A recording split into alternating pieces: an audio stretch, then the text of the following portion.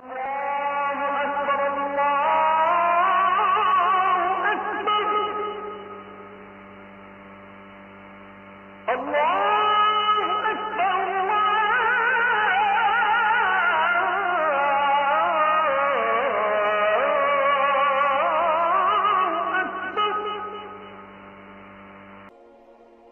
জাকির, যদি সব মিলিয়ে বলতে চাই, আপনি আমাদের পিস টিভির দর্শকদের কি উপদেশ দেবেন?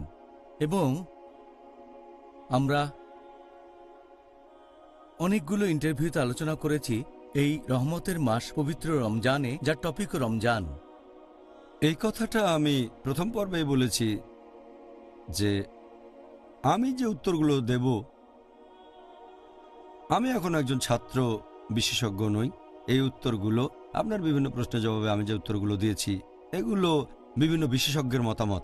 আমি নিজেকে মনে করি ছাত্র, এখনো শিখছি, তালেবে ইলম। আমি এখানে যেটা করেছি সেটা হলো বিশেষজ্ঞগণের মতামতগুলো নিয়ে আলোচনা করেছি, সেগুলো যাচাই করেছি আর রেফারেন্স দিয়েছি। ওনারা বিখ্যাত বিশেষজ্ঞ, আমরা কিছুই না। আমি সেই বিশেষজ্ঞগণের কথা বলেছি যারা কোরআন সহিহ হাদিস মেনে চলেছেন। আর আমি এটা জানি, এ ব্যাপারে আগেও বলেছি যে পবিত্র রমজান মাস নিয়ে পবিত্র কোরআনে সরাসরি মোট 4টা আয়াত আছে। সূরা বাকারা অধ্যায় 2 আয়াত 183, আয়াত 184, আয়াত 185 এবং আয়াত 187, মাত্র 4টা। ডাইরেক্ট ইনডাইরেক্টলি আরও আছে। বেশিরভাগ উত্তর দিয়েছি হাদিস থেকে।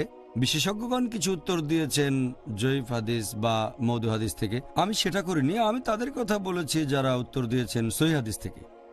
দর্শকদের মধ্যে কেউ কেউ হয়তো একটু হতাশ হতে পারেন, তাদের খারাপ লাগতে পারে, কারণ আমি যে উত্তরগুলো দিয়েছি সেগুলো তাদের মন মতো বা প্রত্যাশিত হয়নি, সেজন্য আমি ক্ষমা প্রার্থী। তবে সত্যি কেবল একটাই, আমি এখানে যেটা করেছি বিভিন্ন মতামত যাচাই করেছি আর সেই উত্তরটা দিয়েছি যেটা কোরআন হাদিসের কাছাকাছি থাকে, এটাই সব। তবে এর উত্তরগুলো আমার নিজের থেকে বানানো না, এই উত্তরগুলো বিভিন্ন বিশেষজ্ঞের মতামত। কারণ ফতোয়া দিতে পারেন ওনারা, আমি কোনো ফতোয়া দিতে পারি না। আমি যেটা করেছি এগুলো সংগ্রহ করে আপনাদের সামনে বলেছি আর রেফারেন্স দিয়েছি।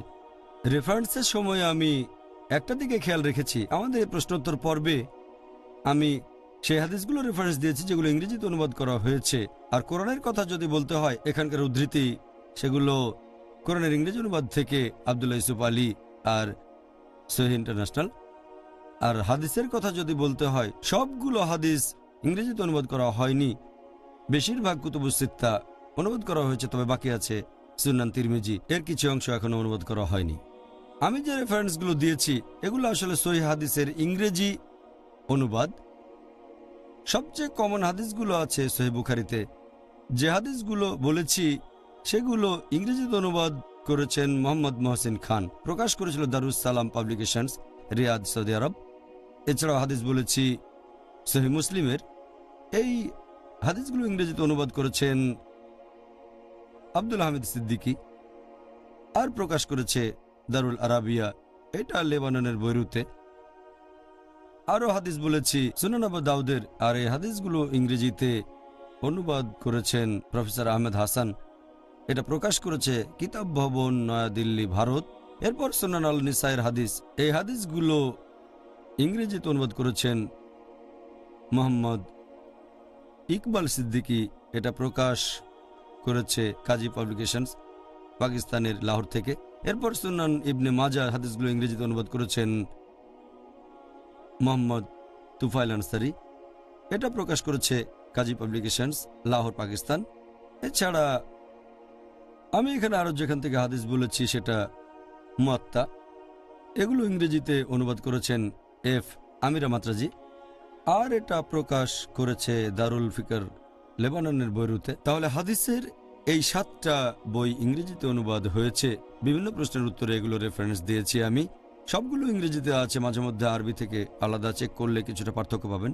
এবারে হাদিসের উপর অন্যান্য বইগুলো সব আরবিতে আছে, এই রেফারেন্সগুলো শুধু আরবিতে আছে, যেমন সুনান তিরমিজি, মাসনাদ আহমদ, সুনান বাইহাক্কি, তারপর মুস্তাদরাক আল হাকিম, মুসান্নাফ ইবনে আবি শাইবা, মুসান্নাফ আব্দুর রাজ্জাক, সহি ইবনে খুজাইমা, সহি ইবনে হেব্বান, সহি আত-তারগিব, সহি জামিয়া,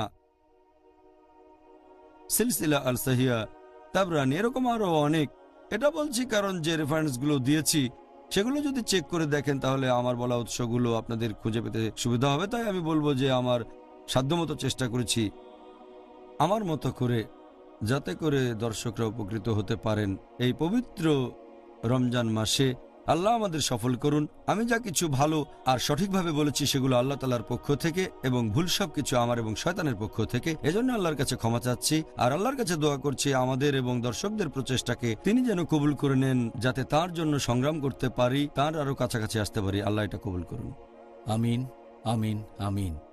আলহামদুলিল্লাহ, আপনি সেই কথাগুলি বললেন যেগুলো আমি বলতে চেয়েছিলাম। আলহামদুলিল্লাহ। আর সবশেষে আমি একটা কথা বলতে চাই, এটা আমার সৌভাগ্য যে আপনার ইন্টারভিউ নিয়েছি এই দীর্ঘ ৩২ দিন ধরে। এটা আমার সৌভাগ্য। আলহামদুলিল্লাহ, শুনে খুব ভালো লাগলো। আর আমার মনে হয় আমরা যে পথ চলা শুরু করেছি সেটা এর পরেও চলতে থাকবে, এর পরের বছর, তার পরের বছর ইনশাআল্লাহ, যদি আল্লাহ সুবহানাহু ওয়া তাআলা আমাদের সামর্থ্য দেন, যাতে আমরা আল্লাহর কাজ করে যেতে পারি। আল্লাহর কাজ আর প্রচার করব কোরআনের বাণী আর নবী মুহাম্মদ সাল্লাল্লাহু আলাইহি সাল্লামের সুন্নাহ পৃথিবীর সব মানুষের জন্য। আর পবিত্র কোরআনে এভাবেই বর্ণনা দেওয়া হয়েছে। এটাই হলো সব কথার শেষ কথা। তাহলে ডক্টর জাকির, জাযাকাল্লাহ। আর আল্লাহ তাআলা যেন আপনাকে এই ৩২ দিনের প্রচেষ্টার জন্য পুরস্কৃত করেন। আপনিও যেন পুরস্কার পান। অসাধারণ একটি অনুষ্ঠান, আমি দারুণ উপভোগ করেছি। আলহামদুলিল্লাহ, আল্লাহ পুরস্কার দেবেন ইনশাআল্লাহ।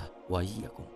প্রিয় মুসলিম এবং অমুসলিম ভাই ও বোনেরা, পিস টিভির প্রিয় দর্শক, আল্লাহ সুবহানাহু ওয়া তাআলা যেন দ্বীনের পথে অবিচল রাখেন এই রমজান থেকে এর পরে রমজান পর্যন্ত। আপনাদের আর আমাদের জাযাকাল্লাহ খায়ের। আসসালামু আলাইকুম ওয়া রাহমাতুল্লাহি ওয়া বারাকাতুহু।